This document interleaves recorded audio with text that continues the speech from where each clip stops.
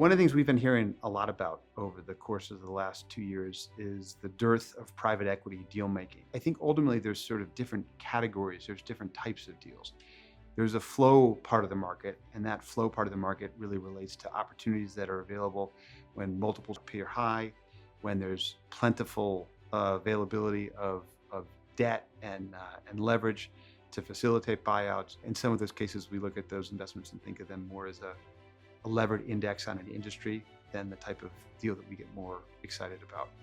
The other part of the market, I think, is a much more customized, a much more specialized part. That part of the market really entails sourcing and trying to create opportunities where they might not already exist. In some cases, it results in investments where you don't have a clear seller and a clear buyer, but you have a structured relationship with a corporate, with a strategic, to try to achieve mutual goals. That more customized part of the market certainly requires more patience. One of the reasons I think that we as a firm have seen less of that volatility in our activity as an investor is that we rely very heavily on that second category. We spend a lot of time cultivating relationships.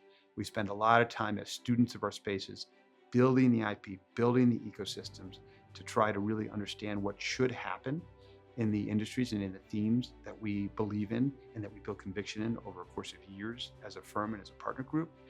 And those opportunities tend to be much less cyclical, much less reliant on debt, capital markets, and generally quite proprietary as well.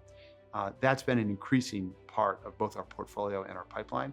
And I think if you look at the investments that have kept us busy over the last several years, despite a broader market that looks like volumes are down, I think you would see that they are very squarely in that category.